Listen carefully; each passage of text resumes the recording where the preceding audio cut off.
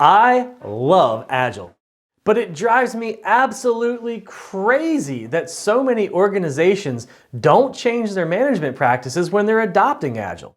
It kills their results and can even lead to lower performance, which sucks for everybody. So, in this video, I'm going to teach you how the roles of Agile managers should change in an Agile organization and why that's nowhere near as scary as it sounds. In fact, it can actually make a manager's job easier and more fun. I know this stuff because I've been implementing and using Agile for more than 10 years. I've implemented Agile in software, education, finance, healthcare, farming, my personal life, you name it. With all of that, I've had lots of success, plus a few pretty big learning opportunities if you get my drift. So I can tell you what works and what doesn't.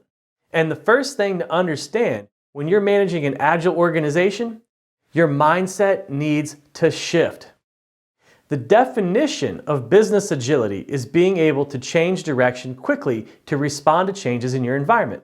And the Agile Manifesto clearly states that your number one priority should be satisfying the customer, which can be pretty different than what you're used to. In today's society, organizations and individuals tend to seek security and stability over growth, and our primary focus is on internal or personal success rather than the customer's success. We could spend an entire video explaining why these mindset shifts are so important and how they'll bring you more success, and I probably will at some point, but let's just assume for now that this Agile mindset is good for everybody, so we can dive deeper into managing Agile organizations. By the way, if this video is satisfying you as a customer of this channel, don't forget to hit that like button. Plus, if you like getting free content that will help you reach the next level, subscribe and ring the bell to make sure you're getting all the latest updates. Now, Scrum is by far the most popular Agile framework and the foundation for all of the scaling frameworks. So, for the purposes of this video, when we're referencing an Agile role, we'll be using the terms from Scrum and its derivatives like less, Scrum at scale, and safe. But the general concepts should apply to just about any Agile framework. I'll also note that safe has some unique roles that we won't cover in this video for several reasons. If you want to know more about why, ping me in the comments. Let's dive a bit deeper into the Agile management structure.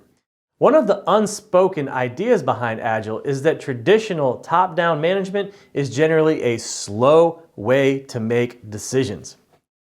Information also gets lost as it travels up and down the management chain. So in Agile organizations, a lot of the decision making is pushed down into the team level to accelerate the ability to adapt. This also allows for the communication channels between the customer and the development teams to be shortened, which again means faster response and happier customers. Now, let's talk about the manager's role in Agile. The role of a manager changes significantly in an Agile organization. And change can be scary. But for those who embrace it, it can also be an amazing opportunity and can alleviate a lot of your headaches. Before we cover what an Agile manager's role is, let's cover what the Agile manager's role is not. And number one, an Agile manager does not tell the team how to complete the work. Number two, an Agile manager does not define the team's processes. Number three, an Agile manager does not define the product. And number four, an Agile manager is not the primary interface with the customer. Determining how to complete the work and defining team-level processes are the team's responsibility. And in Scrum, the product owner is responsible for product requirements and definition and is the primary interface with the customer. Though I should point out that product owners should welcome and seek input from as many stakeholders as possible. And it often makes sense for development teams to talk directly to customers. Even if you're delivering services or aren't building software, these concepts still apply. So what is an Agile manager's role? Well, the role of an Agile manager is to support the agility and effectiveness of the organization in achieving its goals. This should really be the goal of any manager, but in an agile organization, you go about it in a different way. As a manager, you want teams to take more ownership of the work and the outcomes. In essence, your job as an agile manager is to attempt to work yourself out of a job. Now, this is an incredibly difficult thing to do, but it's not impossible. And if you can pull it off, you can likely charge your weight in gold as a consultant, or if you work for a good organization that recognizes your talents, your options will likely be wide open. Here's a list of potential responsibilities of an agile manager. You can also check out a more detailed version in the guide linked in the description. And number 1, build and adjust the operating system for the organization. The organization's operating system includes things like how compensation works and your overall hiring processes. Number 2, coach and mentor people on their technical or job-related skills. Coaches are incredibly valuable, which is why they're so prevalent in pro sports. For example, in the NFL, teams have 55 players and an average of 15 coaches that coach every aspect of a player's game. Agile teams can benefit from multiple coaches as well, as long as the coaches are in sync and act as coaches and not traditional managers. And number 3, handle compensation.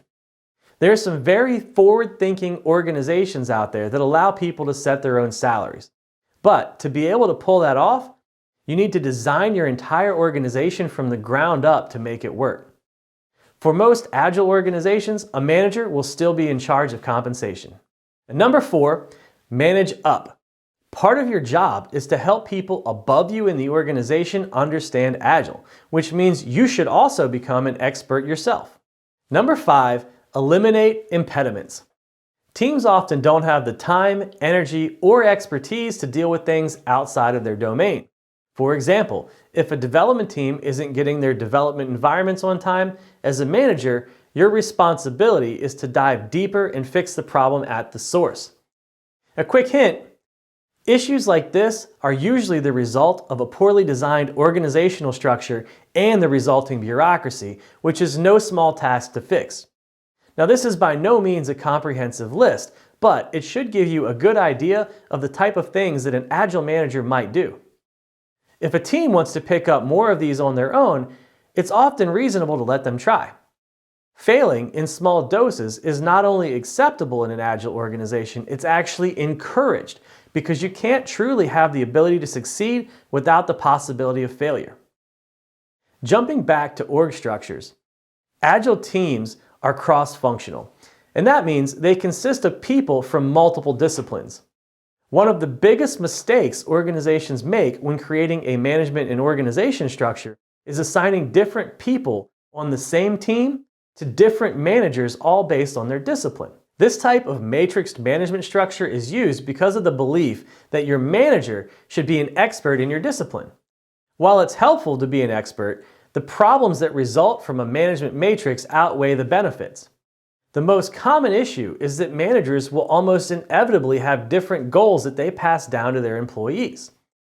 Differing goals within a team cause conflicting priorities, which leads to a plethora of issues, including politics, lost productivity, low morale, and massive headaches for everybody. You could argue that managers should just adopt the same goals across the board. But in reality, that's hard to accomplish. And why not just set yourself up with the best chance of success to begin with? So instead of a matrix, it's preferable to have one manager per team. But a manager isn't limited to just one team.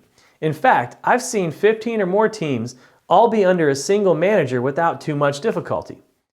At an average of 5 members per team, which is actually on the low side, this comes out to 75 people with a single manager. This was possible because the manager was working at a much higher level.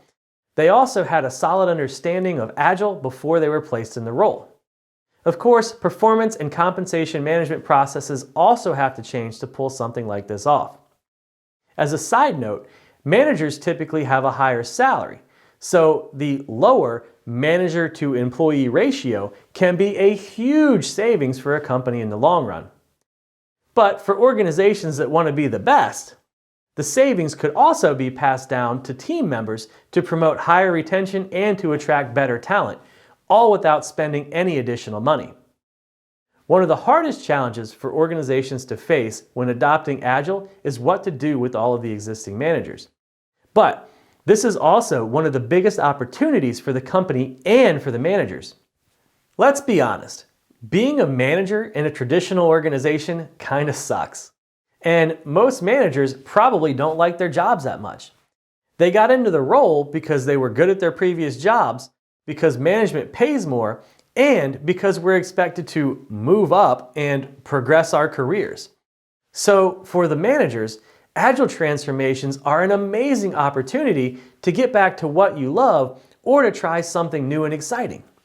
Plus, I've never heard of a company reducing a manager's salary if they switch roles when adopting Agile. Not saying it never happens, but a good company will take care of its people. For the organization, the opportunity is also huge. Managers are consistently the #1 reason people leave their jobs. This is because we promote to a level of incompetence for the reasons previously mentioned, and because very few companies give managers adequate training. People spend years developing and training for their crafts. They get degrees and go to conferences and read books and articles, all to improve their skills. Then one day, they become a manager.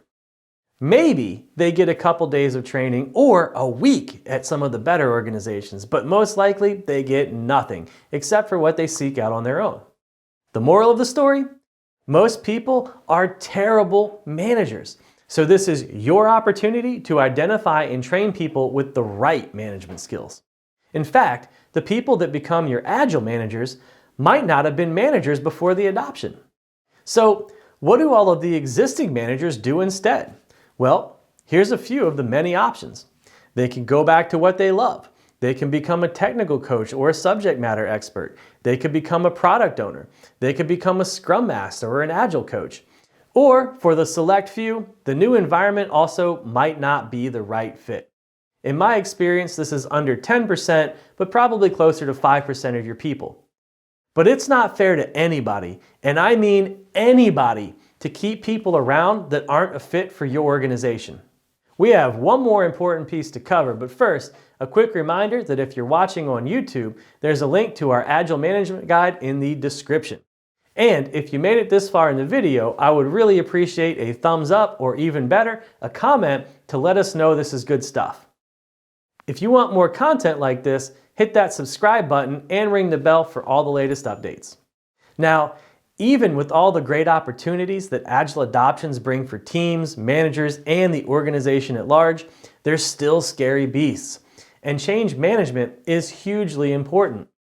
You need to communicate the benefits, address the concerns, and provide clear paths for the transition that include job titles, responsibilities, compensation, and all the key pieces that people are going to be concerned about. Plus, a few pieces that you probably didn't expect, like personal relationships, seating, and things that may seem small, but make a big difference to a lot of people. There are also ways to accelerate your adoptions while increasing the amplitude of the results, like the bubble of awesome concept that's standard practice at organizational engineering.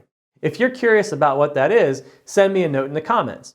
Our website is also in the description if you want to get in contact directly or want support with your adoption. I love you for making it all the way to the end of this video, and until next time, thanks for watching.